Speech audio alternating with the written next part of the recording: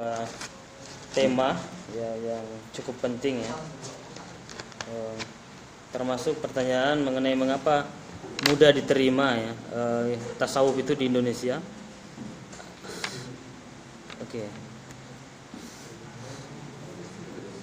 Terutama tasawuf itu lebih kepada spiritual, batin, dan orang-orang Indonesia atau dulu disebut sebagai Nusantara itu banyak yang sudah mistiknya, banyak yang sudah melakukan hal-hal yang mistik, sehingga datangnya tasawuf itu memudahkan mereka menempuh jalan spiritual. Kemudian selanjutnya fitrah manusia memang mencintai pada kesucian ya, merindukan sesuatu yang suci atau jiwa-jiwanya yang tenang, dan tasawuf memberikan tawaran itu di tengah hiruk-pikuknya kehidupan yang serba materialistik. Maka tasawuf hadir memberikan ketentraman kan. Oke, itu akan memudahkan orang untuk menerima tasawuf. Oke. Dan yang selanjutnya banyak yang spiritual Jawa atau tasawuf Jawa ya, itu dikombinasikan antara ilmu tasawuf dengan kebudayaan lokal gitu. Jadi hampir sama saja kedatangannya, misalnya Wali Songo itu banyak sekali memberikan aspek-aspek spiritual pada kerangka Jawa misalnya.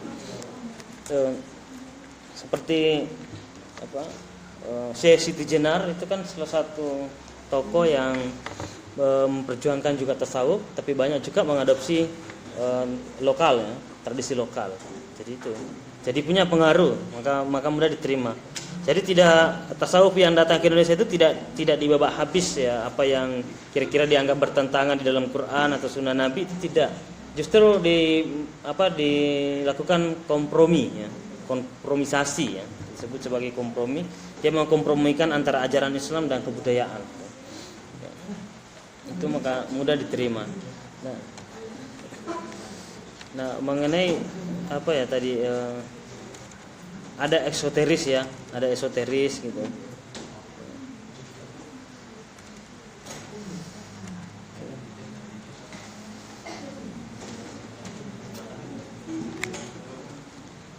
Nah, kemudian masuk ke Indonesia, perkembangan global ya, mengenai globalisasi.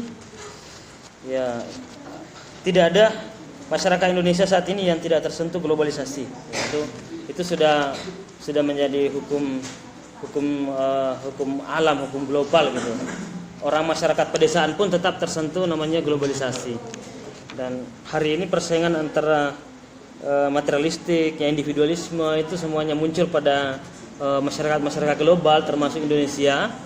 Nah, maka kecenderungan akan kehilangan atau menjauhnya nilai-nilai spiritual.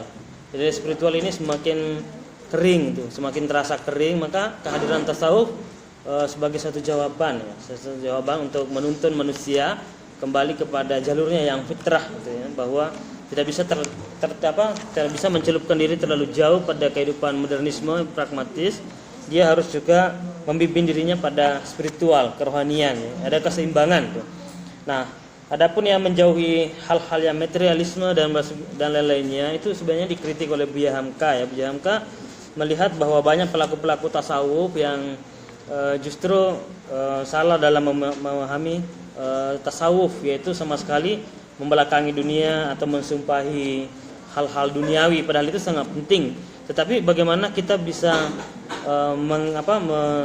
menghadapi hal-hal itu sebagai suatu cobaan, dan kita bisa lolos dari situ dengan tetap punya prinsip berpegang teguh pada Quran dan Sunnah gitu ya. Tetap pada prinsip akidah dan akhlak, termasuk spiritual itu yang paling pokok ya. Jadi kompromi ya antara dunia dan akhirat gitu. Itu harus diseimbangkan. Kemudian ada juga yang menempuh jalur tasawuf tetapi melupakan syariatnya. Itu juga ada yang pandai atau hebat di dunia tasawuf tetapi tidak menjalankan syariat secara baik. Itu juga menjadi masalah ya. Padahal itu adalah pintu pertama menuju kepada tingkatan spiritual selanjutnya. Oke, pertanyaan lainnya tadi.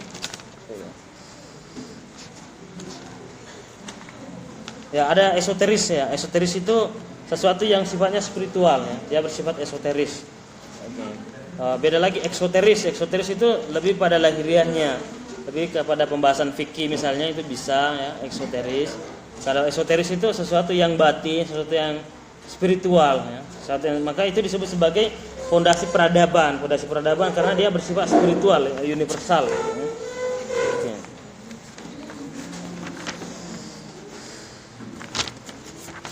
Oke, itu mungkin yang tambahan hari ini. Nanti di pertemuan selanjutnya bisa dimaksimalkan lagi kelompok 10 ya.